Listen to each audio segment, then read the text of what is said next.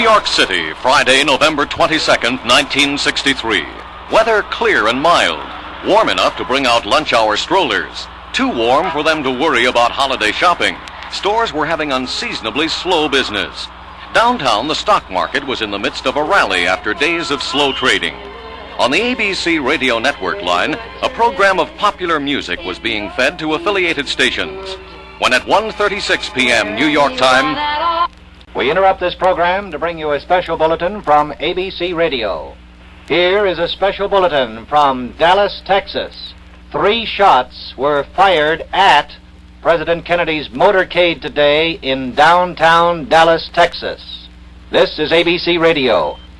The president had left for Texas 2 days earlier with Vice President Lyndon Johnson for some speech-making and to dedicate the new Aerospace Medical Health Center at Brooks Air Force Base in San Antonio. At a Fort Worth, Texas Chamber of Commerce breakfast, ABC radio microphones had picked up his speech, making a quick review of America's purpose in world affairs, of our accomplishments in that area since World War II, of our current military posture and the reasons for it. And he had said, "This is a very dangerous and uncertain world. As I said earlier, on 3 occasions in the last 3 years, the United States has had a direct confrontation. No one can say when it will come again. No one expects that our life will be easy. Certainly not in this decade, and perhaps not in this century." Through the following hours, then, listeners suffered through conflicting reports. We interrupt this program for another bulletin from ABC Radio. More on the shots fired at President Kennedy's motorcade today in downtown Dallas. No casualties have been reported in the first bulletin. However, there is a later bulletin that says there is perhaps a serious injury. The incident occurred near the county sheriff's office on Main Street, just east of an underpass leading toward the Trademark, where the president was to make an address. Here is some more information that is just coming in. This is from the Associated Press. It says President Kennedy was shot today just as his motorcade left downtown Dallas. Mrs. Kennedy jumped up and grabbed Mr. Kennedy. She cried, "Oh no!" The motorcade then sped on. And from the United Press, President Kennedy and Governor John Connally of Texas were cut down by an assassin's bullet. All right, Don. Now, Nick George, New York editor for ABC. Don, just an advisory. We're staying on the air as long as we need to. We have our reporter in Dallas, Bob Clark. He was immediately behind the president's automobile. We have Bob Clark on the telephone. We will switch immediately to Bob Clark, ABC in Dallas. 3 shots were fired at the president's motorcade as it passed out of the downtown area of Dallas. The Secret Service immediately gave orders for the procession to speed out of the crowds and took the president directly to Parkland Memorial Hospital. I am at the hospital now. The president was taken in a few minutes ago, lifted from the car, placed on a stretcher. He was motionless. The First Lady leaned over him, crying. Lyndon Johnson also appears to have been struck by one of the bullets, though he was able to walk into the hospital. Governor Connally of Texas was also wounded. It's uncertain at this moment how seriously. There is no word yet from the surgical room of the hospital as to Mr. Kennedy's condition. That's a late report from Bob Clark, the ABC correspondent in Dallas, and Clint Hill, a Secret Service agent assigned to Mrs. Kennedy, said, and I quote, "He is dead." That is what Clint Hill, a Secret Service agent assigned to Mrs. Kennedy, said today. He is dead. Only a few minutes later, this follow-up. We have just received the word here at Parkland Memorial Hospital that President Kennedy is still alive, though in critical condition. Governor Connally of Texas, who was wounded by one of the other of the 3 bullets fired at the presidential motorcade, is also alive. His condition is also reported critical. Hope began to fade toward the end of that first hour. We have a bit of information that Texas now says that the president is dead. That is only an unconfirmed report. By the time these bulletins came through, the business of America had all but come to a stop, as people waited and listened. This latest bulletin just off the Associated Press in Dallas says the president was given the last holy rites of the Roman Catholic Church today after the assassin shot him down. A Catholic priest who performed the last rites said he did not believe that the president was dead. After the shooting took place, sheriff's officers did grab a young man, took him into custody at the scene. They are now questioning him. And I would also like to add this information. The New York Stock Exchanges, the New York Stock Exchange and the American Exchange closed early today, a few minutes after 2 o'clock, because of the shooting of President Kennedy. 2 Roman Catholic priests were called to the emergency room. A White House aide said the priests had been asked what that meant. The aide said, "I don't know anything except that the priests were called for." Dallas police took up posts in the corridors leading to the emergency room at the Parkland Hospital. Secret Service agents turned back all reporters, keeping them at least 40 feet from the door. But ABC's Bob Clark is there trying to get information. We'll have additional reports in just a few moments. And several Texas congressmen who are at the hospital. The best word we have from them is that while the Texas governor and President Kennedy are seriously injured, both are still alive. An assistant to Governor Connolly, Bill Stinson, says he talked to the governor in the hospital operating room. He said that the governor was shot just below the shoulder blade in the back. Stinson said he asked Connolly how it happened, and the governor said, "I don't know, I guess from the back." And the Texas governor added, "They got the president too." From Hyannisport, Massachusetts, ABC correspondent Larry Newman says that the president's mother, Mrs. Rose Kennedy, was given the news that the president had been shot and that his condition is serious. State and local police have sealed off the area at Hyannisport where the Kennedys live. No one permitted to get near that area. Here's a flash from Associated Press. 2 priests who were with Mr. Kennedy say he is dead of bullet wounds. There are conflicting reports. At one moment it is one way, at another moment it is another way. Until we can get official word, we will stay on the air. Here is the story from Washington. Government sources say today that President Kennedy is dead. The government source has not been fully identified, but let us go now to Washington. ABC, Washington, come in. Pete Clapper, ABC Capitol Hill, was speaking with Richard Riddell, who had just broken the news in the Senate chamber. He was asked what happened. Pete, it was one of the most shocking and moving events in the 45 years I have been here, since I was 9 years old when I began as a page. I immediately recalled that I had only moments before noticed the president's brother, Senator Edward Kennedy of Massachusetts, presiding over the Senate. I turned and saw he was still occupying the chair, so I rushed up. This was an awful job to have to do. I knew someone would have to break the news, so I might as well. And I said, "Senator, your brother, the president, has been shot." As nearly as I can recall, with great calm and composure, you could tell his entire body tensed with a jolt, as though he had been hit with a club. And if I recall correctly, Senator Kennedy said no. And he immediately gathered up his correspondence, which he works at while he is presiding long hours over the Senate. Ladies and gentlemen, the President of the United States, John Fitzgerald Kennedy, is dead. The President is dead. Let us pray. For comments on the situation, ABC's Quincy Howe. Quincy. This assassination perhaps recalls more than any other the assassination of President McKinley. It also is a reflection, too, at the present time, of the violence of the world we live in. A violence that is not confined to the United States, but that runs strong here, too. Political passions are such that men will go out and murder a fine, young, able president, a leader like President Kennedy, with the idea that somehow they are doing good, that they are somehow ministering to a cause they believe in. I think that is perhaps the grimmest feature of this whole thing. I do not know. No one knows who these men were or who the man was that pulled the trigger that killed the president. But I would think that in this case, it was the act of relatively sane people. And that is perhaps the most horrible feature of this tragic day. We switch now to John Rolfson, ABC, Washington.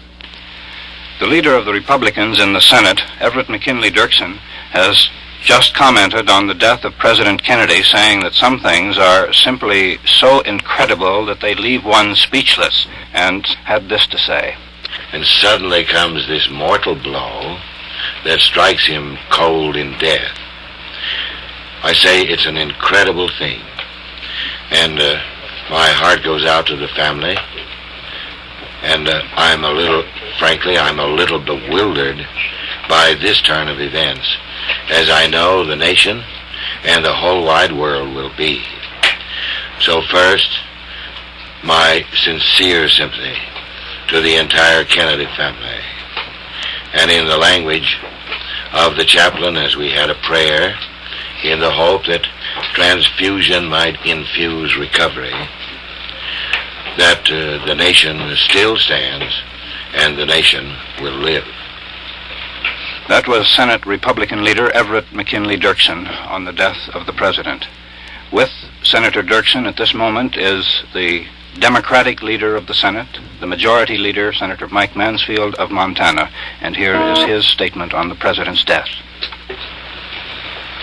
The passing of John Fitzgerald Kennedy is not only a tragedy for the nation which he so ably represented, but is, I think, also a mark upon the respectability and the responsibility of some of our citizens. This good, this decent, this kindly man, this harassed man who had so much on his shoulders and received from some people so little in the way of support in return, this man is now gone to his reward. And I will miss him as a personal friend. The nation will miss him as a great president, and the world will miss him as a great leader. The word spread quickly around the world. A plane carrying Secretary Rusk and 5 other cabinet officers to Japan has turned back and will return to Honolulu prior to flying back to the United States immediately. Word of the attempted assassination of the president was relayed to Secretary Rusk by Admiral Felt as soon as it happened. Felt is Commander-in-Chief of all American forces in the Pacific. Admiral Felt talked by emergency phone to Rusk, who immediately decided to call off the scheduled goodwill visit to Japan. The plane on which Mr. Rusk was flying also carries Treasury Secretary Dillon, Commerce Secretary Hodges, Interior Secretary Udall, Agriculture Secretary Freeman, and Labor Secretary Wirtz. This is John Scally, ABC, Honolulu. What had happened to Vice President Johnson? Initial reports had indicated that he was also shot. There was a moment of relief as this was heard. Vice President Johnson has now started making his plans to be sworn into office. He has left the hospital. The Vice President, though he seemed to have been wounded, was not hurt in the assassination of President Kennedy today. The President died in the operating room at Parkland Hospital in Dallas, Texas, 1 hour and 6 minutes ago. He lived 35 minutes after the assassin's bullet crashed into his body. The hospital has told us that Mr. Kennedy died of a bullet lodged in his brain. The picture from Washington was reported by Irv Chapman. Here at the White House, the American flag was lowered to half-staff above the Executive Mansion a short while ago. Church bells at St. John's across Lafayette Square were pealing. Several hundred people gathered on Pennsylvania Avenue. prevent a major traffic jam, both cars and pedestrians, Washington police are trying to keep things moving. Extra security precautions are in force. White House guards are checking and double-checking credentials of those who enter. In the lobby of the executive wing, members of the White House staff and reporters are clustered about, looking stunned, awaiting development. Finally, some very definite word about Lyndon Johnson came through. We've learned from our man on the scene in Dallas that Lyndon Johnson will be sworn in shortly at the Dallas airport, Love Airport, where President Kennedy and his party arrived just hours ago. This was the first indication that police had found a suspect. This from Dallas, Texas. The police department today arrested a 24-year-old man, Lee H. Oswald, in connection with the slaying of a Dallas policeman shortly after President Kennedy was assassinated. He also is being questioned to see if he had any connection with the slaying of the president. Oswald was pulled screaming and yelling from the Texas Theater in the Oak Cliff section of Dallas. He had a pistol. Officers took it away from him after a fight. A police officer who was cut across the face in the fight quoted Oswald as saying after he was subdued, "Well, it's all over now." Don Gardner summed up the effect on most Americans. The sudden news from Dallas came like a surgical shock. Doctors and nurses had to hurry to many a bedside to administer a sedative. In restaurants throughout the nation, the news broke amidst the luncheon hour chatter. Stilled all conversation. Gloom fell on the tables. Some people got up from the table, walked away. Others sat there in silence. The president is dead. Other reactions were coming in, and invariably the voices registered shock. This was Senator Richard Russell of Georgia. The news of this dastardly crime has shocked and stunned the American people. Indeed, the people of the entire free world. The assassin's bullet has removed from the most vital station on earth a brilliant and dedicated young statesman at the very height of his powers. A key figure during the integration dispute was asked for his reaction to the assassination. This was federal judge Thurgood Marshall. It's just to me unbelievable, beyond comprehension, and just horrible as best I can. It's just horrible that a man that stood for what he stood for, and as hard as he worked solely for our country, should be chopped down by somebody. To me, it's just, maybe I'll realize in a day or so. A longtime member of the Congress and old friend of John Kennedy was asked for comment. This is former Speaker of the House, Joseph Martin. I couldn't believe it when the first news came, and I kept hoping that it would not be true. Unfortunately, it is. The nation has lost a leader at a time when it could ill afford to lose a leader. I mean by that, not only a leader in their domestic affairs, but in our foreign affairs in particular.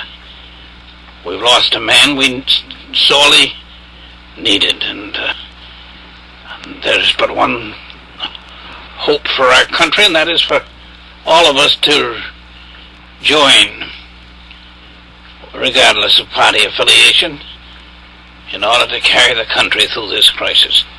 A tape of particularly historic value came in. It had been recorded aboard Air Force One and then piped to ABC through a telephone, hence the very poor quality. Yet this was an actual recording of the swearing-in of President Lyndon Johnson by federal judge Sarah Hughes. I do solemnly swear that I will faithfully execute the office of President of the United States. And will to the best of my ability. Preserve. Protect. And defend. The Constitution of the United States. And help me God. There were are two newsmen who flew from Dallas to Washington aboard that presidential plane, making the sad journey home with the body of John F. Kennedy, also carrying the new president, Lyndon Johnson, to his new awesome responsibilities. One of those two newsmen, Charles Roberts of Newsweek magazine, he was talked to by ABC's Washington bureau chief, Bob Fleming. It's a detailed, compelling, and very moving account. Listen. Chuck, let's start with the story of the oath of office taken by the president at the airport. Why was it done in the airplane itself? Bob, the vice president left the hospital shortly after the president died and was rushed to the airport without any announcement as to where he was going. For security reasons, the decision was made to get him out of Dallas.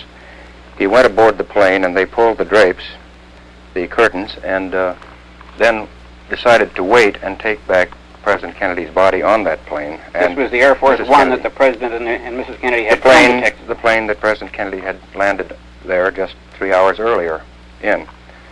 I went aboard the plane at about 2:30, and we were ushered into the conference room on the plane, which is about midships, a small compartment about 12 by 15, and the vice president was standing there with his wife. The judge, who was an old friend of his, had just arrived there a moment before I did. And this was the lady judge, Sarah T. Hughes? Yes, who is an old political ally of his. They had found a small leather-bound Bible, not any bigger than that, aboard the plane, and had typed out the oath of office for the president.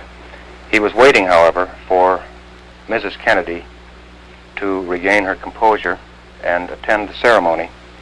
She came from the rear of the plane where the president's casket had been placed, and the vice president, or the now president, asked her to stand at his left, and his wife, Lady Bird, stood at his right.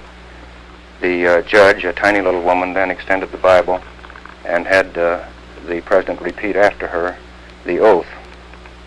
Was it an ordeal for Mrs. Kennedy, did you think, or was she? Her composure was amazing. I actually feel that she was in a state of shock.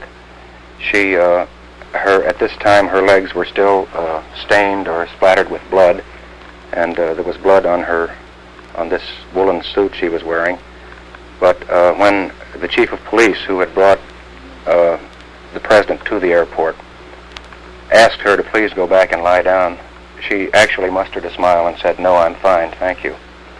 A few moments after that, she did go to the back of the plane and then spent the whole trip back in the same compartment with the coffin. What of the Johnsons themselves? Were the new president and Mrs. Johnson also tremendously disturbed, or were they also shocked so that it was hard to tell her emotion? The president was almost inaudible. He seemed to be under such strain as he took the oath. It was a brief and, of course, a very solemn ceremony. It took just 2 minutes, and he was scarcely audible as he ended the oath with "So help me God." Who were the other people who were there, Chuck? There were 27, we counted them, in this little compartment. There were 3 Democratic congressmen from Texas who had been making this hedge-hopping trip with us, and some Secret Service agents and a number of White House staff officers. Kenny O'Donnell, Larry O'Brien, the president's Air Force aide, his military aide, and they had brought Mrs. Kennedy out, or ridden out in the hearse with Mrs. Kennedy. Don Gardner commented on a question now bothering most Americans. A nation racked in torment over what has happened so needlessly asks itself why. We can find no answer.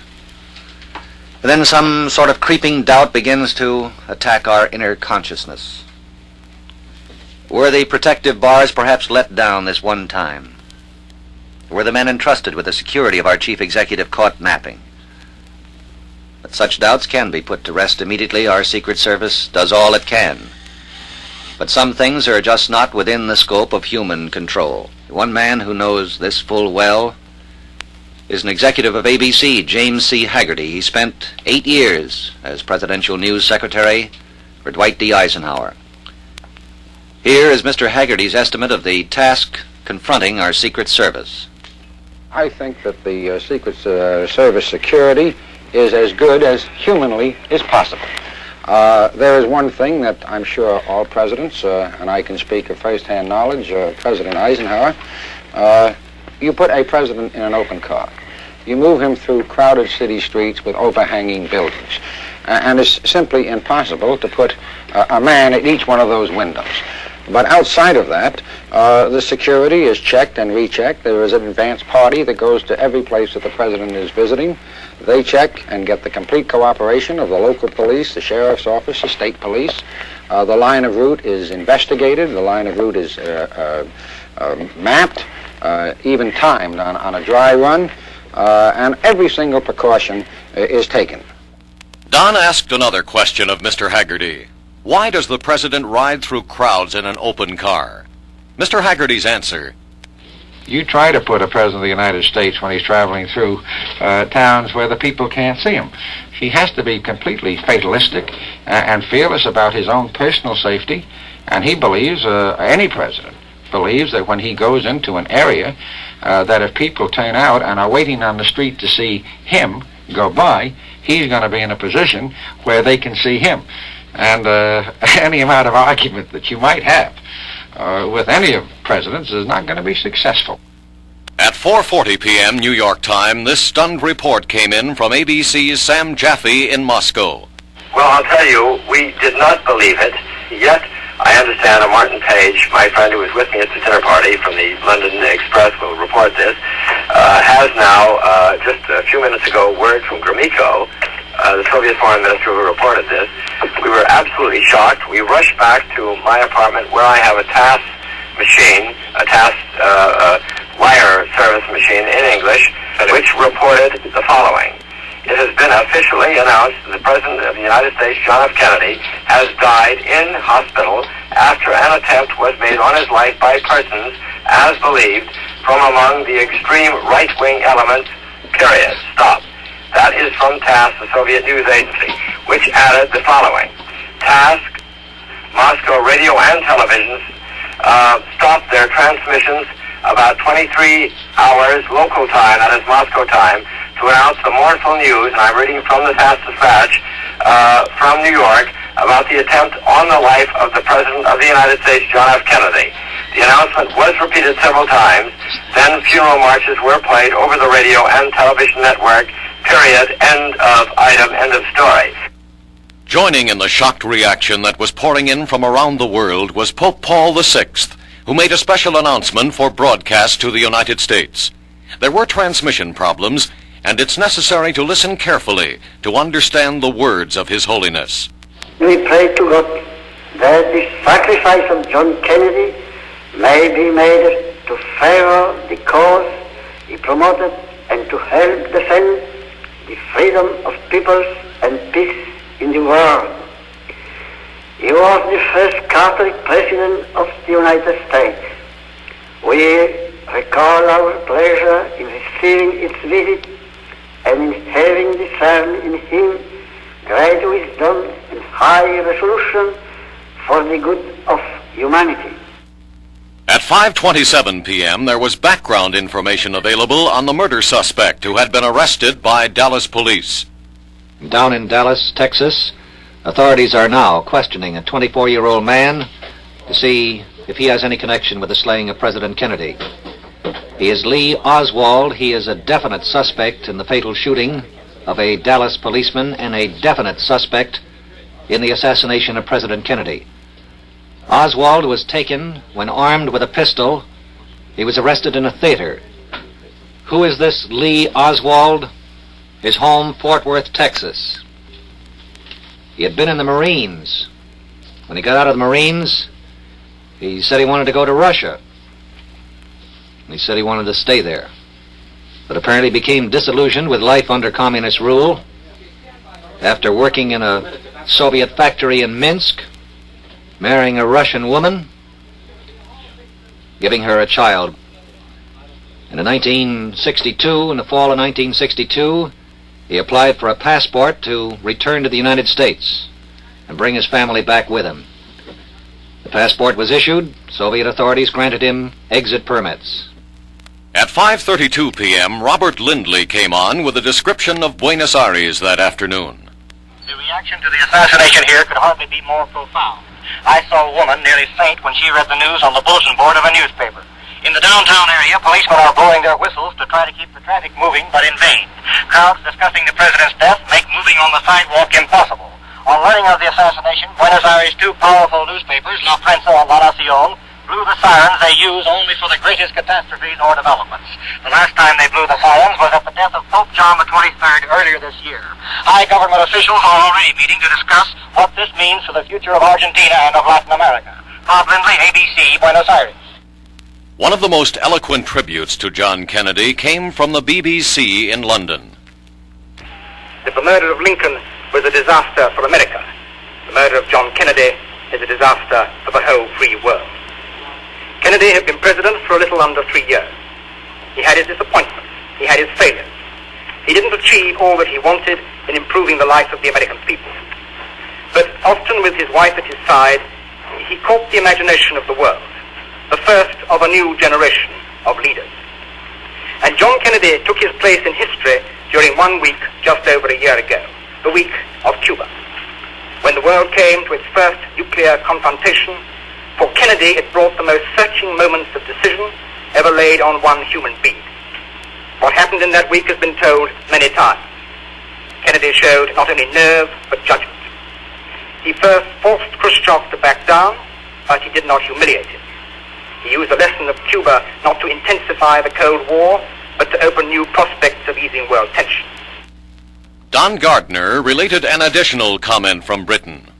From London, Sir Winston Churchill said tonight that the assassination of the president is a monstrous act, which has taken from us a great statesman and a wise and valiant man.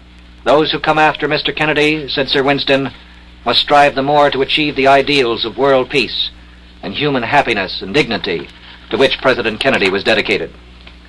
Other messages of condolence are arriving in Washington tonight from all parts of the world.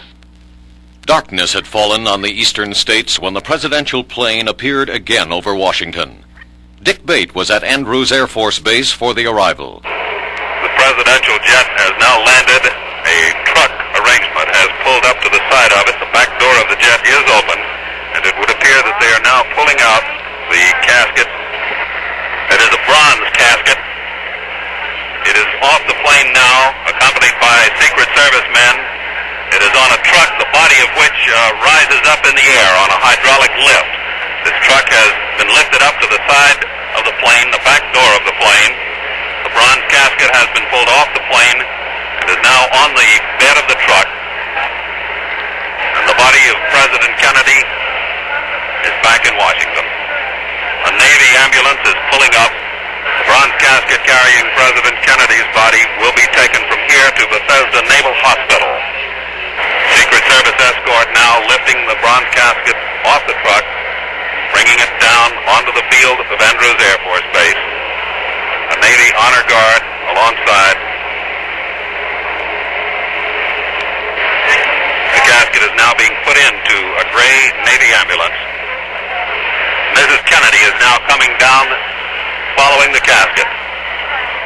With her, other members of the Kennedy family. Mrs. Jacqueline Kennedy, Attorney General Robert Kennedy have accompanied the casket back here to Washington. Will go with the body to Bethesda Naval Hospital. Amid the roar of incoming and outgoing jets at that airport, Lyndon Johnson made his first broadcast as President of the United States. It is a sad time for all people. We have suffered a loss that cannot be weighed. For me, it is a deep personal tragedy. I know that the world shares the sorrow that Mrs. Kennedy and her family bear. I will do my best. That is all I can do. I ask for your help and God. The stock market reaction, bellwether of American affairs, was broadly spelled out by Don Gardner at 7:15 p.m. The principal exchanges, including the New York Stock Exchange, closed as soon as news of the president's assassination reached them. And on the New York Stock Exchange today, the Dow Jones closing averages showed 30 industrials at 711.49, down 21.16. 20 railroads at 166.41, down 3.28. 15 utilities at 134.97, down 1.95. The 65 Dow Jones stock average down 6.15. In Cambridge, Massachusetts, the Harvard-Yale football game scheduled for tomorrow. It'll not be played tomorrow because of the president's death. There's been no decision whether the game will be played a week from tomorrow or at a later date. Two of New Jersey's major universities have announced cancellation of football games scheduled for tomorrow. The Princeton-Dartmouth game was to be held at Princeton, and the Rutgers-Columbia match at Rutgers, both of those canceled. Horse racing at Aqueduct Track in New York canceled after the 7th race today. On Broadway, the bright lights of the Great White Way dimmed and flickered out in mourning for our president. Tonight's presentation at the Metropolitan Opera House has been canceled.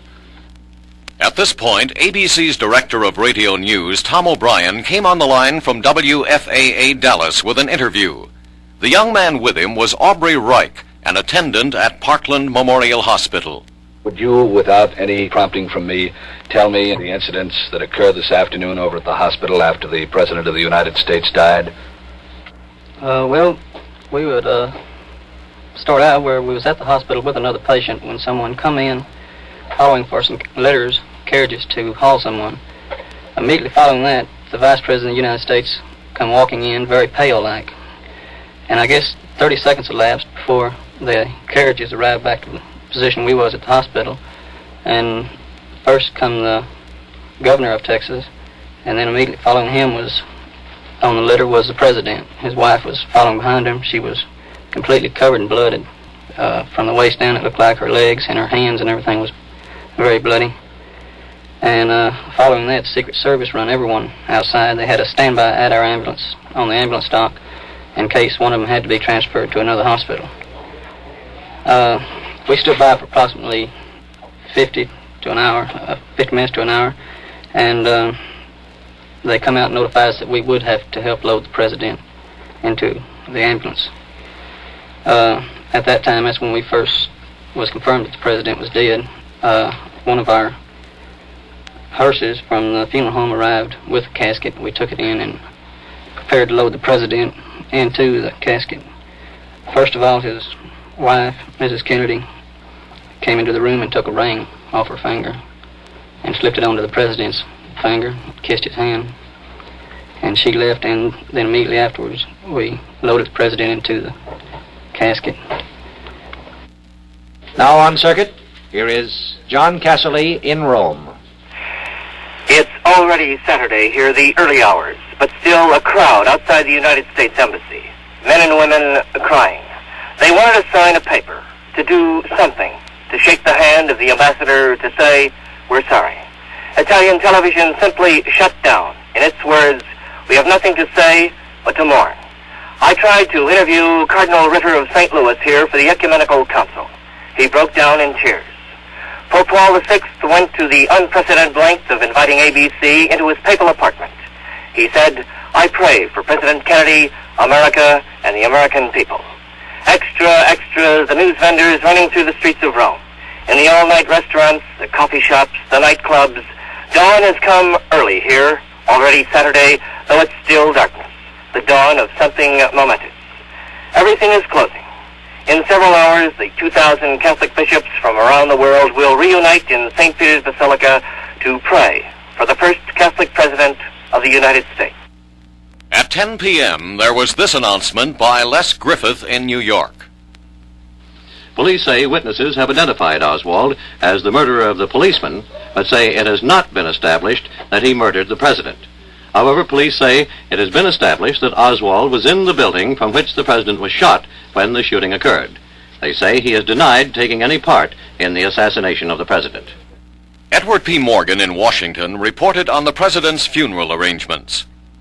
Sergeant Shriver, the president's brother-in-law and head of the Peace Corps, has taken over the complicated task of handling all the assignments concerning family arrangements for the president's funeral and burial. He is working tonight in the White House. This is Edward P. Morgan at the White House. A grim story was rapidly unfolding at police headquarters in Dallas. At 12:30 a.m., New York anchorman Bill Butel made a switch. ABC's Director of Radio News, Tom O'Brien, is in Dallas, Texas. We had an interview earlier this evening with Police Officer Bentley of the Dallas Police Force. Officer, I wonder if you could tell me a little about the events this afternoon. Yes, sir, in regards to the presidential assassination, I don't know too much about that other than the orders for the pickup of the suspect. However, in regards to the shooting of a Dallas police officer, Officer Tippett, the suspect on that did fit the description of the suspect on the presidential shooting. Now, this suspect was reported by the cashier of the Texas Theater to be in the balcony of the Texas Theater and armed. There were a number of police units dispatched to this location. On arrival, the balcony of the theater was searched, and also the downstairs. The suspect was located and apprehended in the bottom part of the theater. At this time, the suspect drew a .38 caliber revolver and attempted to fire it, and it did snap one time. And the suspect was arrested at this occasion by Officer McDonald and Detective Paul Bentley of the Dallas Police Department. At 12:49, Butel was interrupted by National News Editor Walter Porges. I'm sorry, Bill, to interrupt. We just have word now from ABC affiliate WFAA in Dallas, Texas, that Lee Oswald has been charged with the murder of President John F. Kennedy.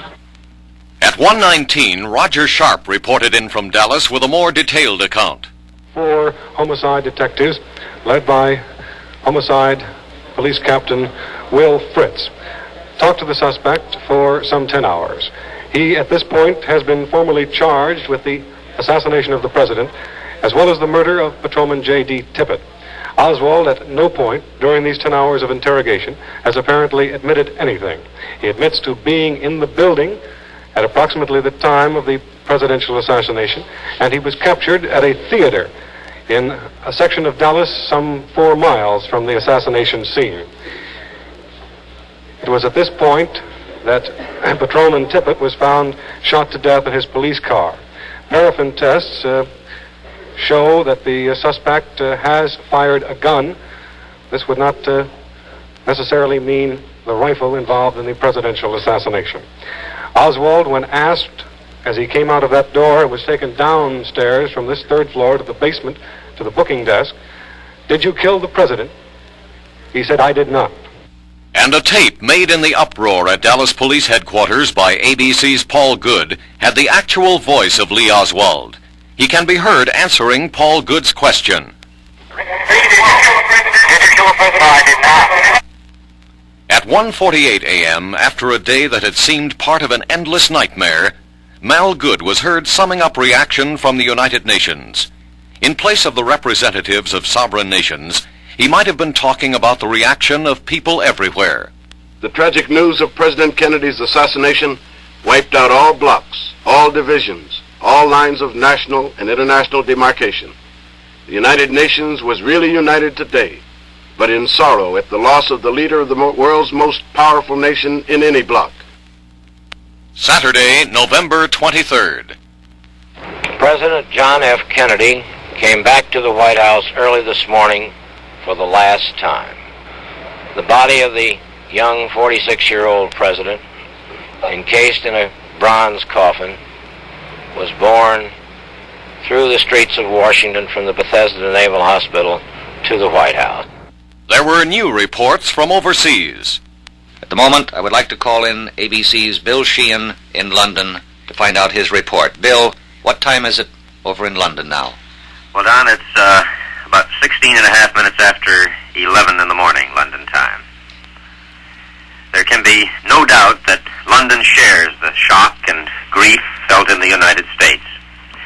When you receive a phone call from a British friend or acquaintance, the first thing that he does is to offer his condolences.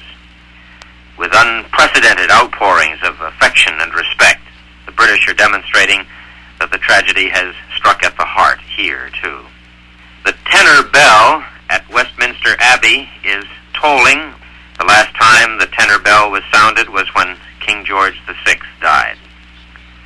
The American Embassy is open today at Grosvenor Square. Americans, British, and Londoners of all nationalities are streaming into the embassy to sign a book containing the names of those who want to demonstrate their respect. The callers include ambassadors from the embassies of Belgravia Square and street cleaners. And from Moscow, we heard from our correspondent Sam Jaffe that Soviet Premier Khrushchev has cabled President Johnson expressing his deep sadness at the death of President Kennedy. In his message to President Johnson, the Russian leader said, "The death of President Kennedy is a heavy blow to whomever the cause of peace is dear." After the telegram was sent, Mr. Khrushchev went on to the official residence of the U.S. Ambassador Foy Kohler and signed the official condolence book in the lobby of the U.S. Embassy. When he appeared at the ambassador's residence, the Soviet premier was accompanied by 2 bodyguards in uniform, one of them a Soviet Army major. It was the first time that any such uniformed guards had been seen accompanying the premier. Normally, plainclothes men are stationed near Mr. Khrushchev, as Sam Jaffe so often reports to us from Moscow. And a report from Dallas on Lee Harvey Oswald. ABC's Bill Lord is in Dallas and gave us this report just moments ago. 44-year-old Lee Harvey Oswald, accused of murdering the President of the United States and a Dallas police officer, spent the night in an isolated cell on the 5th floor of the Dallas Municipal Building. There were no other prisoners near him, only an armed guard. A thorough search of his clothing by police and an examination of his person by a doctor disclosed no hidden weapons such as pills or razor blades that he could use to end his own life. Additional precautions were taken. A resuscitator was placed near his cell, and a doctor was stationed here in the building to be available in case of a suicide attempt. The cell was lit by normal lighting. It was not turned off since police wanted to maintain a continuous watch. From time to time, Oswald would curl up on one of the 2 bunks in the cell and later sit up again, apparently in no mood or condition for sleep. An affidavit was read to him at 1:35 this morning, Dallas time. It charged that, quote, Lee Harvey Oswald did voluntarily and with malice aforethought kill John F. Kennedy by shooting him with a gun, end quote. Following the reading of the complaint, he blurted out, "That's ridiculous." Since the felony charge includes the phrase, "with malice aforethought," Oswald was denied bond. 2 murder charges have already been brought against him. Police expect a 3rd charge will be filed later today, accusing Oswald of attempting to murder Texas Governor Connally. Shortly, he will be brought down from the 5th floor for another round of questioning. It is thought that he will be brought before the grand jury early next week. Yesterday morning at this time, President Kennedy set about the task of mending political fences in this state. This morning, the job of mending the shattered fabric of a nation is already underway. This is Bill Lord reporting from Dallas. There was brief news about the new president. President Lyndon Johnson arrived shortly after 9 o'clock this morning, a few minutes ago, to begin his first full day as chief executive of the country. He will officiate for the time being in his suite in the executive office building, which is adjacent to the White House itself. Oswald's communist leanings were verified. And here's information just in from Dallas, Texas. Police Chief Jesse Curry says that Lee Harvey Oswald has readily admitted he is a communist. Chief Curry says that Oswald admitted to the officers questioning him that he was a member of the Communist Party. And the Dallas police chief said apparently he was proud of being a communist. He didn't try to hide it. And said Chief Curry he did not know whether Oswald was a card-carrying member of the party. The nation was reminded of family bereavement at the White House. The agony of Mrs. John Kennedy takes many forms this mournful day. Perhaps no greater burden will be placed upon her shoulders than the one earlier today, when she gathered her children, Caroline and John Jr., to take them to the East Room of the White House, where their father lay in a closed coffin. With that report now, Edward P. Morgan. Mrs. Kennedy took the 2 children Caroline, who will be 6 next Wednesday, and John Jr., who will be 3 next Monday, into the East Room at 10:40 this morning. Mrs. Kennedy was heavily veiled, but she was composed. The 2 children were tearless, but they clung to her. They stayed in the room alone, except for the priests and the honor guard, for about 10 or 15 minutes before the rest of the Kennedy family came in. The air was filled with distinguished names as nation after nation announced the representative who would attend the funeral. President Charles de Gaulle of France, King Baudouin of the Belgians, Queen Frederica of Greece, Sir Alec Douglas Hume and Prince Philip of Britain, Anastas Mikoyan of Russia, Premier Ikeda of Japan. The list grew and grew. President Johnson issued his first proclamation. To the people of the United States, John Fitzgerald Kennedy, 35th President of the United States, has been taken from us by an act which outrages decent men everywhere. He upheld the faith of our fathers, which is freedom for all men. He broadened the frontiers of that faith, and he backed it with the energy and the courage which are the mark of the nation that he led. A man of wisdom, strength, and peace, he molded and moved the power of our nation in the service of a world of growing liberty and order. All who love freedom will mourn his death. As he did not shrink from his responsibilities, but welcomed them, so he would have us not shrink from carrying on his work beyond this hour of national tragedy. He said it himself: the energy, the faith, the devotion which we bring to this endeavor will light our country and all who serve it. And the glow from that fire can truly light the world. Now therefore I, Lyndon B. Johnson, President of the United States of America, do appoint Monday next, November 25, the day of the funeral service of President Kennedy, to be a national day of mourning throughout the United States.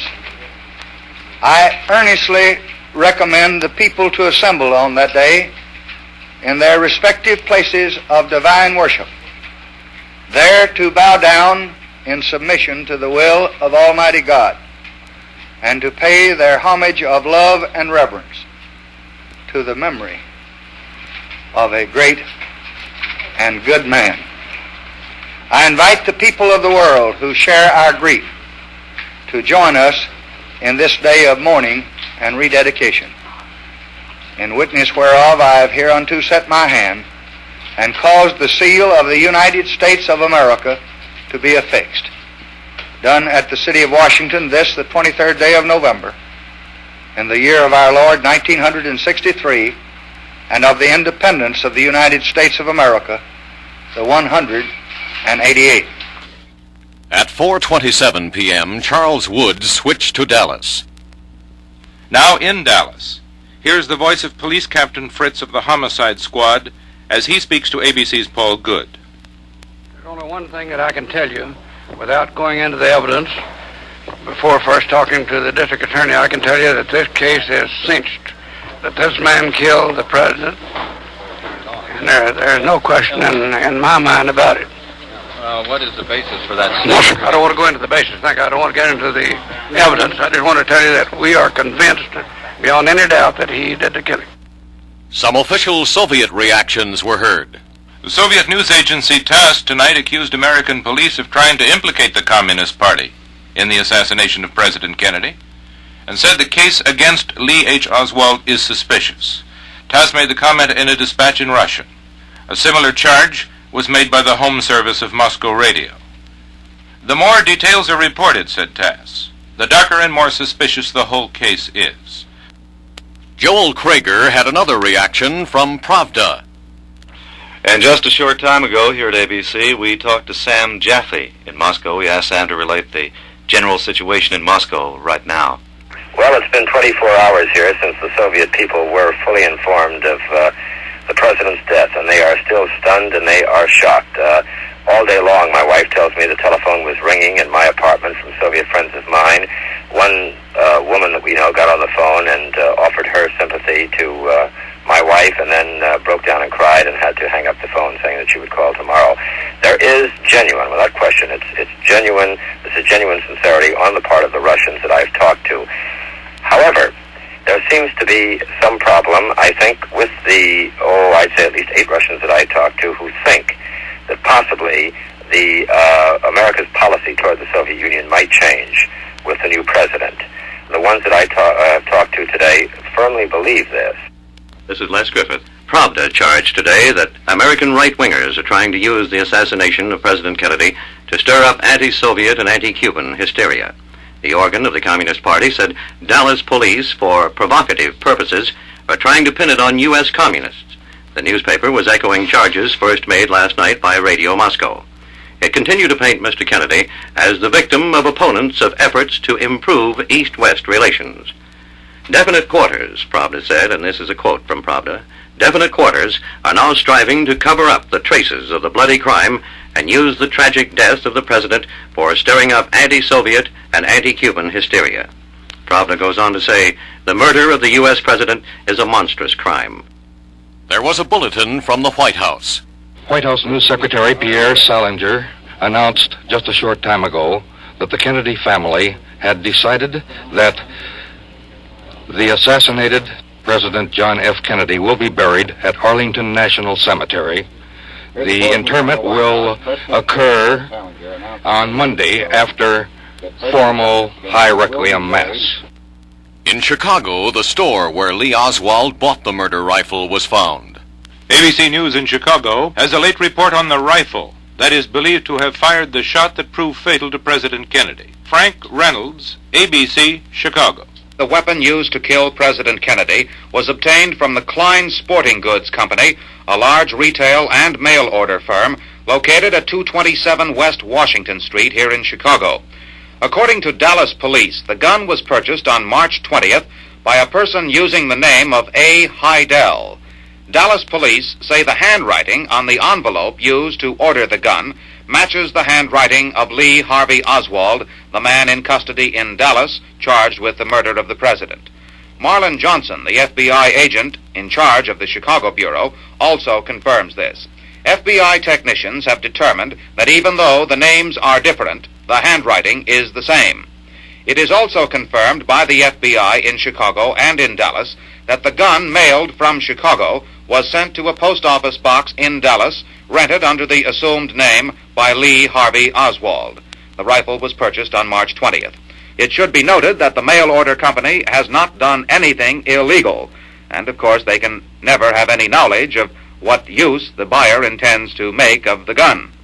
Paul Good down in Dallas had some observations about that rifle. In all this long day, there's one thing that strikes me particularly. It's a figure, $12.78. Now that's the price that police say Oswald paid to buy a gun from a mail-order house in Chicago. $12.78 to kill a president of the United States. $12.78 to write a black page in American history. $12.78 to bring grief and uncertainty to millions of Americans, to rock the world. Around the world, ABC's correspondents continue to report expressions of affection and respect from people of all stations in life, of all colors, from all the continents. Typical was a brief story told by Ben Lacey from West Berlin. As I drove through the streets of Berlin tonight, I could see candles in the windows of just about every house and apartment. Mayor Willy Brandt asked the Berliners to place them there between 7 and 8 p.m., in remembrance of the late president who made such a magnificent impression on the city during his visit last June. It is difficult to convey the deep sorrow that Berlin is experiencing tonight. As Mayor Brandt told them in front of City Hall last night, we have lost the dearest friend we ever had. Sunday, November 24th. Clear and brisk in the east. Pierce Allman, WFAA, Dallas, Texas.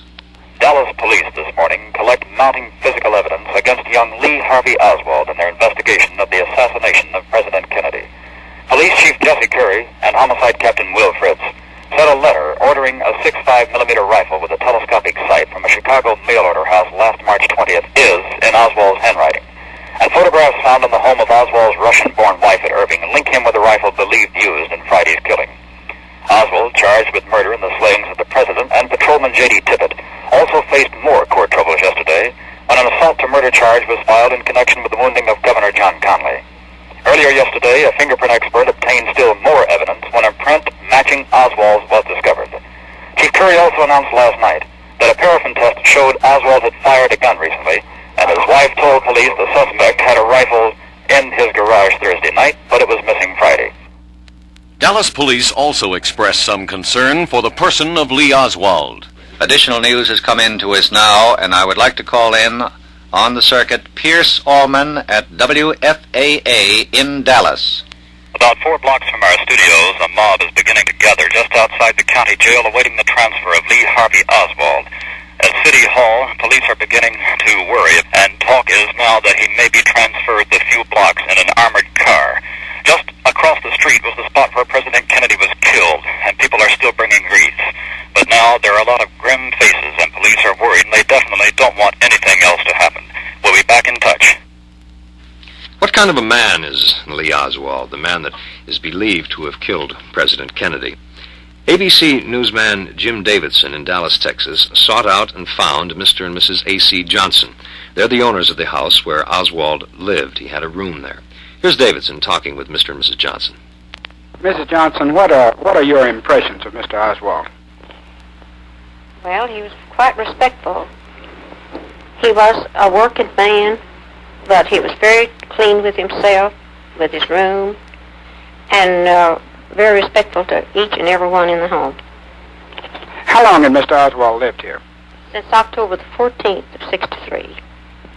What about when he was here during the week? What did he do then? What were his habits then? He was mostly in his room, I presume, reading. I could hear a radio. He had a radio, and we could hear him in there, but he spent most of his time in his bedroom. At times, he would sit and look at TV in the living room, but not long at a time. He never commented on anything. He wasn't, he was pleasant, but didn't talk, didn't comment on anything. What type, you say you heard a radio, what type of radio programs did he seem to listen to? Well, some musical, mostly musical programs, and it wasn't popular music or classical or what type? Just variety, just anything I think that he'd turn on, just like if we were using a TV. Did he ever have any comment whatsoever to you about politics or the Communist Party or President Kennedy? He never commented on anything, to no one. Mr. Johnson, what about the other roomers you have here? Did he associate with them? Very little. He'd sometimes watch television for 30 minutes or an hour, but he didn't talk to anyone. Mr. Johnson, have you ever heard any of the other roomers speak of him or say anything about him one way or the other? Was he nervous or show any signs of being unusual in any way? No, he didn't show any signs of being unusual.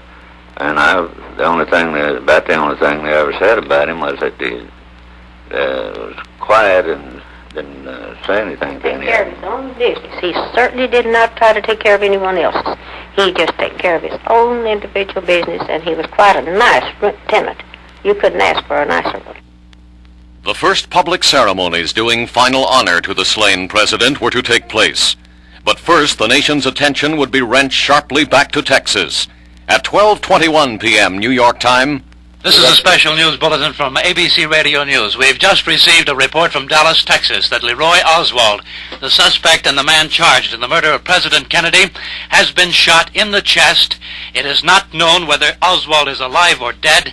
He was shot as he was being switched from the courthouse building to the other county jail. After that shooting, some questions were asked of people on the street.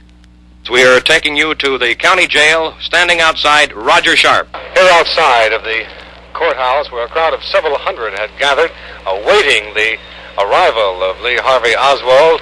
10 blocks away at City Hall, that arrival stopped by, apparently, a bullet. This crowd, when word flashed through the crowd that Oswald had been shot, broke out into a cheer. The crowd has been dispersing for the past 5 minutes, many of them just getting the news. What's your reaction to hearing that suspect Oswald has been shot down? Well, I can't hardly say what right now, but I think that people wanted a quick decision on his execution and get him put away. Do you think that was the right justice for him? Well, I think he should have been tried, but people sometimes take the law in their own hand on a thing like this.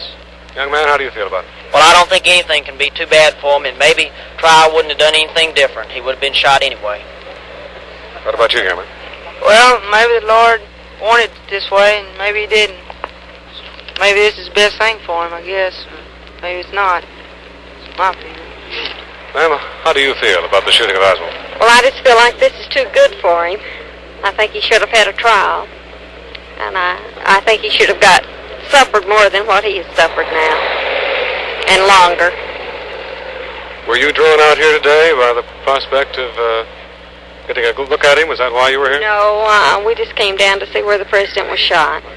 Sir, what is your reaction to what has happened this morning at City Hall? Well, I think he got what he deserved if he's the one that did it. Oswald's assailant was identified. Vic Robertson in Dallas, Texas, has some additional information. Oswald was brought down in the elevator to go out the basement door. Just as he stepped out of the elevator, the Dallas nightclub owner, Jack Ruby, who was dressed in a dark suit and hat, allegedly stepped forward, pulled a small-caliber snub-nosed pistol, the caliber of which has not completely been identified, and fired at Oswald directly in the stomach from about 6 inches away. Oswald was hit. He was immediately dragged back into the elevator and taken upstairs. The man who shot him was taken into custody and was also taken upstairs. A few minutes later, an ambulance arrived. He was taken from the ambulance, covered by a black blanket. At the time his eyes were closed. It could not be determined by our reporter whether he was alive or not. In Washington, the flag-draped bronze casket carried on a caisson drawn by 7 dapple-gray horses was being moved in a cortege from the White House to the Capitol building, and described by Bill Downs. Now, the cortege is turning past the Treasury building up toward the Capitol, which is gleaming in the bright afternoon sunshine like a large confection, a cake. It's a beautiful sight. It's too beautiful to be so solemn and sad. But the crowd has been very quiet, very attentive. It's as if Washington and the nation have been withholding their grief, as if it's unbelievable. I think we've all felt that. As if we're waiting for something to make us weep because he was too young to die, let's face it. But he is dead, the 35th President of the United States. We have another. Washington is trying to get used to saying President Lyndon Johnson. President Lyndon Johnson.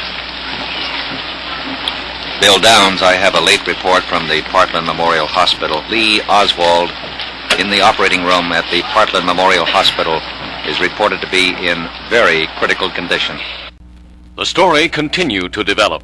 Don Gardner, what's the latest word on Oswald? This word we have, Bill Downs. Lee Harvey Oswald, still alive, reported alive by Chief Surgeon Dr. Tom Shires at Parkland Hospital just about 10 minutes ago. However, it has been announced at the hospital that his heart motion did stop. Immediately, the doctors in attendance opened up the chest cavity to apply massage to the heart muscle to try to restore its beat. We are waiting for further information on it. One of the doctors said that a severe, massive injury to the stomach and a major blood vessel injury is involved in the shooting by nightclub owner Jack Ruby of Lee Harvey Oswald. We have here, Don, a later word that has just come in and handed to me that Oswald's heart is being kept beating with an electronic pacemaker. We have a quote from the D.C. police who said that the crowd that watched this solemn parade today was even larger than the crowd that watched the inauguration of John F. Kennedy. A police official estimated the crowd on Capitol Plaza itself at 35,000, many of whom had waited since early this morning. And we have a flash here that Oswald is dead. Do you have that there in New York, Don Gardner? Yes, Bill Downs. Oswald died at Portland Hospital in Dallas just moments ago from the gunshot wound inflicted as the police were moving Oswald from the Dallas City Hall to the county jail.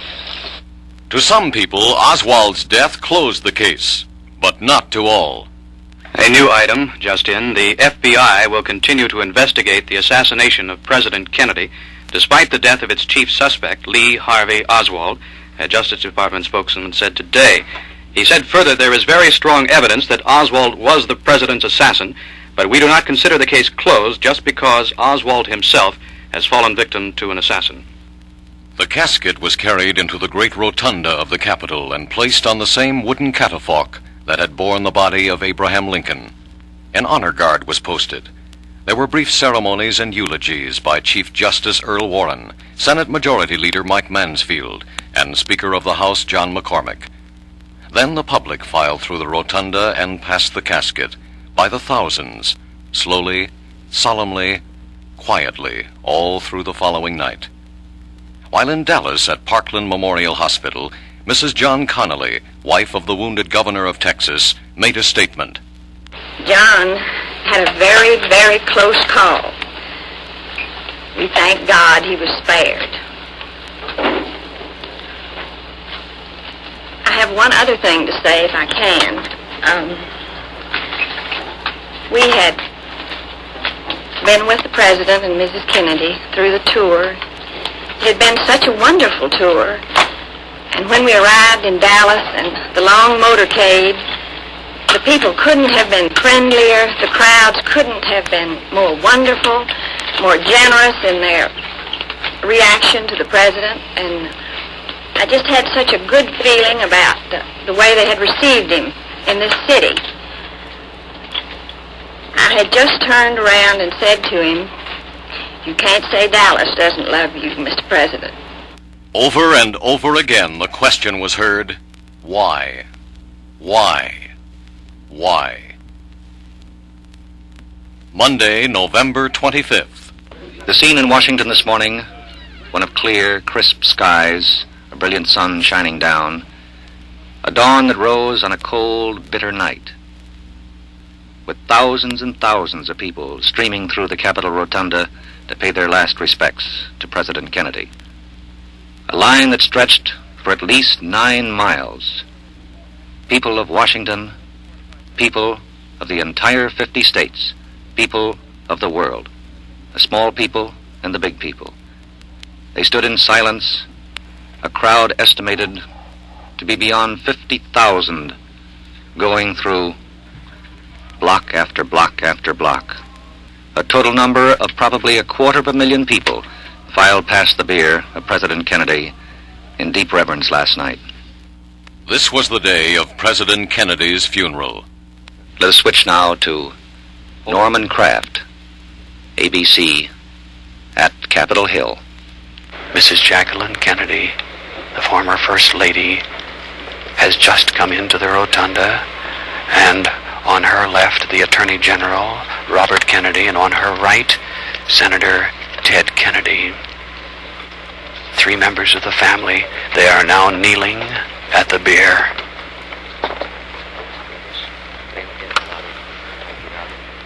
Mrs. Jacqueline Kennedy in the center,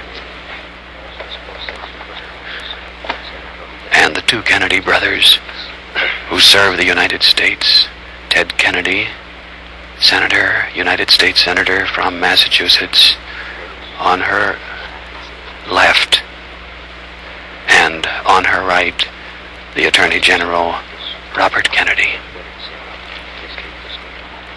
They have arisen. They are now backing off from the casket. They have turned around, and Mrs. Kennedy and Robert Kennedy are holding hands. Just a simple, friendly gesture, and perhaps trying to help each other a little bit in their grief. The president's casket was carried to the caisson, waiting in front of the Capitol. Directly behind the caisson, a lone black horse, black-saddled, empty black boots turned backwards in the stirrups, symbol of the fallen leader. Don Gardner picked up the narrative at the White House.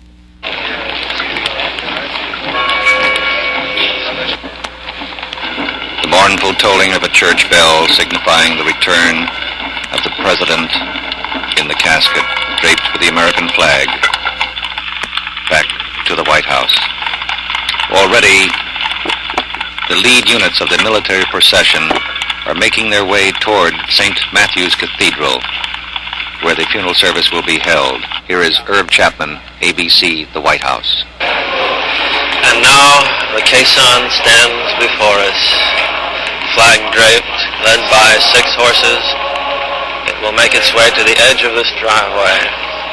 At the north portico of the White House, there was an assemblage of world leaders and heads of state, most of whom had traveled thousands of miles overnight to pay final respects to the slain American president. They formed in ranks behind Mrs. Kennedy and the 2 younger brothers of the president. The Navy Choir from the United States Naval Academy is heard singing hymns across this driveway. The caisson stands to our left. Fractious horse, black horse, being led by an Army enlisted man without rider, tribute to a fallen warrior. And the hymns are sung, and heads are bowed, and heads of state stand mournfully, prayerfully, as the contingent begins to move, Mrs. Kennedy in the lead. The caisson moved out of the White House drive. Mrs. Kennedy and the assembled dignitaries followed on foot. Striding vigorously forward is General Charles de Gaulle and the other chiefs of state and government who honored our fallen leader and honored our country by their presence here today. At St. Matthew's Cathedral, where the Kennedy family had worshipped while in Washington, the Mass. Now Richard Cardinal Cushing proceeds to the altar, John Fitzgerald Kennedy, and the Mass holds tight begins. to a special place in our hearts and in our prayers. Thus many have gathered here in final testimony and tribute.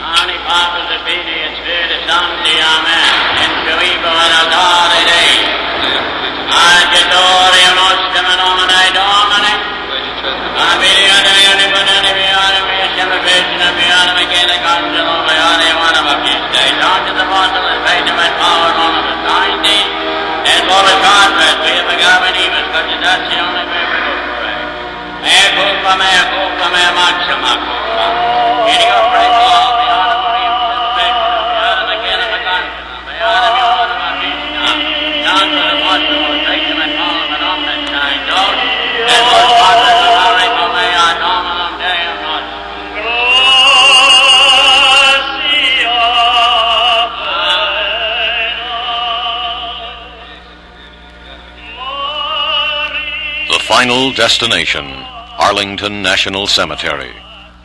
Bill Downs was waiting there as the cortege drew near. And now, up Sheridan Drive,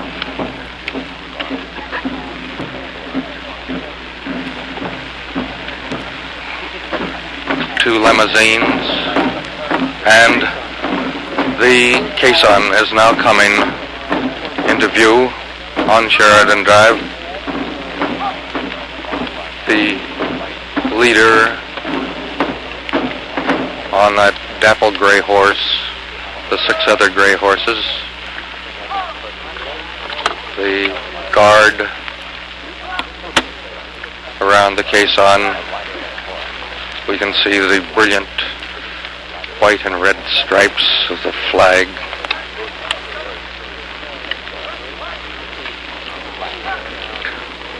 Army men are now lining the path up which the widow, Mrs. Kennedy, President of the United States, other dignitaries and members of the family will walk to the gravesite. They have to walk up a slope towards the grave. The scene, unbelievably solemn and beautiful. An oak leaf out of nowhere. Several of them seem to be floating down through this bright evening sun that is beginning to cast long, long shadows.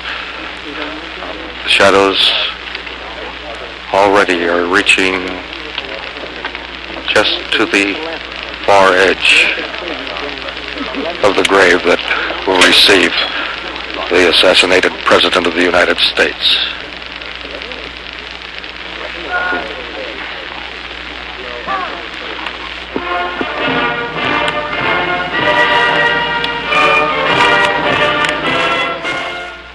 The Marine Band gave way to the Air Force bagpipes.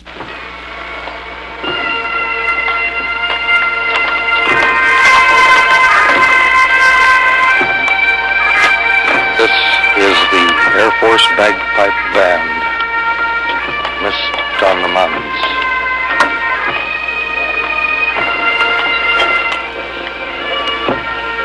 Cardinal Cushing,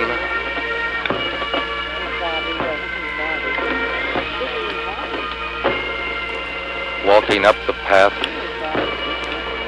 as the bagpipe band crosses, marches in slow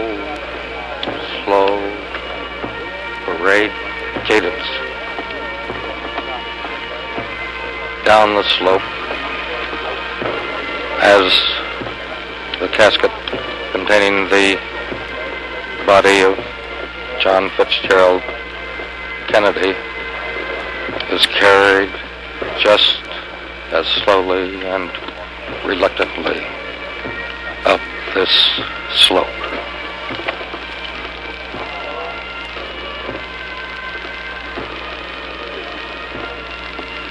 The military guard of honor around the flag, stars and stripes, that is being carried up this path is also walking in this 1, 2, 1, 2, 1, 2.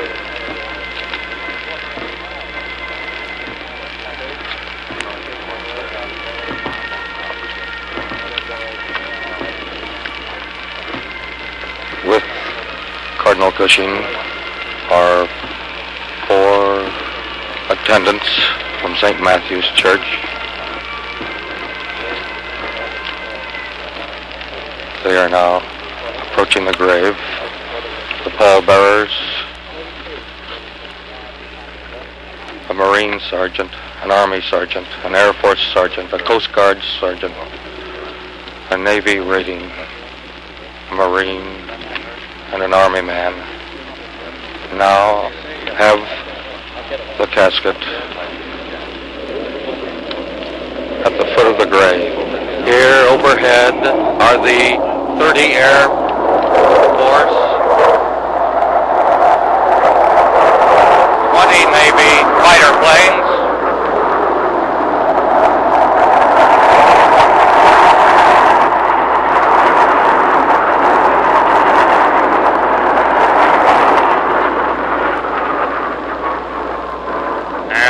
in the last wedge of 3, 1 plane once missing.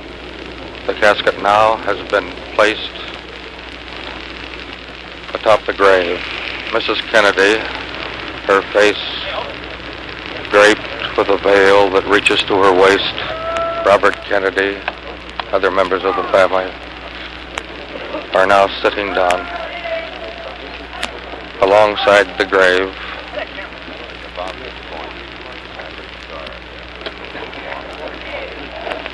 And here the Irish Guard has a silent drill maneuver. And now, here comes Air Force One, that jet plane, winging over and in salute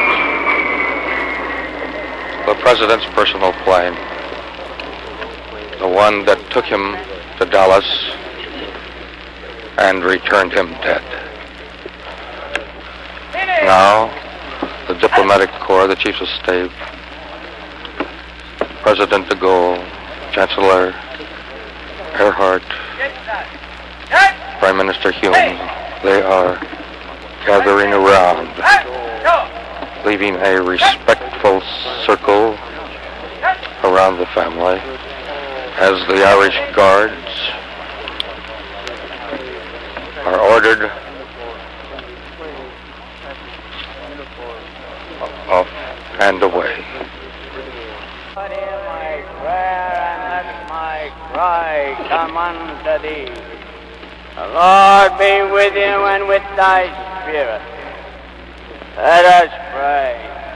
Grant, O Lord, this mercy to thy servant departed, that he who in his desires did thy will may not receive the punishment of any misdeed, and that as through faith hath joined them to the company of the faithful here below, thy mercy may make him the companion of the holy angels in heaven, through Christ our Lord. Amen. Now, we will get a 21-gun salute, I think. And a bugler will blow taps. His name is Army Sergeant Keith Clark of Grand Rapids.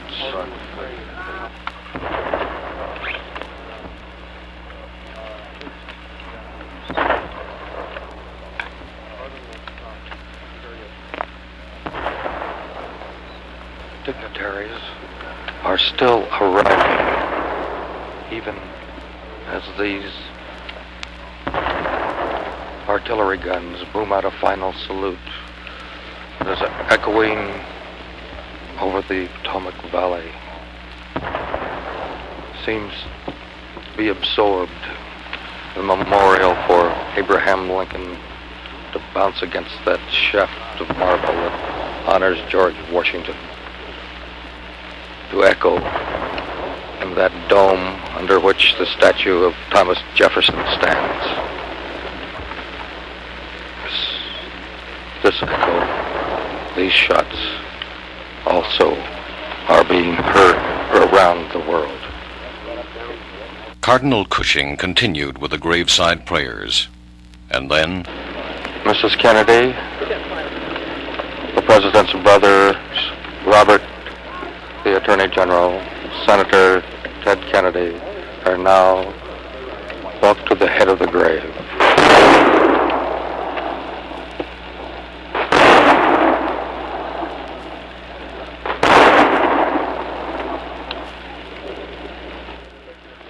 Three volleys of musketry.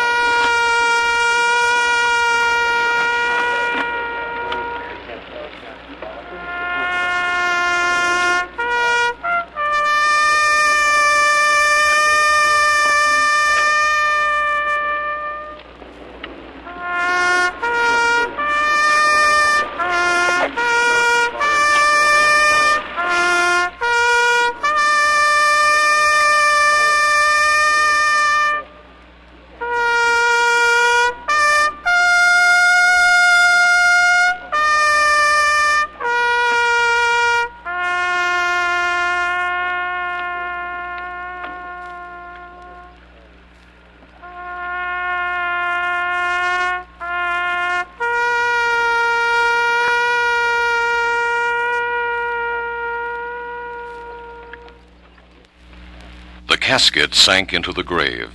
The pallbearers rolled up the flag. It was blessed and presented to the widow, Jacqueline Kennedy. There was a hymn by the band, a final prayer. Mrs. Kennedy lit the eternal flame that burns today and will burn henceforth before the grave of John Fitzgerald Kennedy, 35th President of the United States, dead by an assassin's bullet at the age of 46.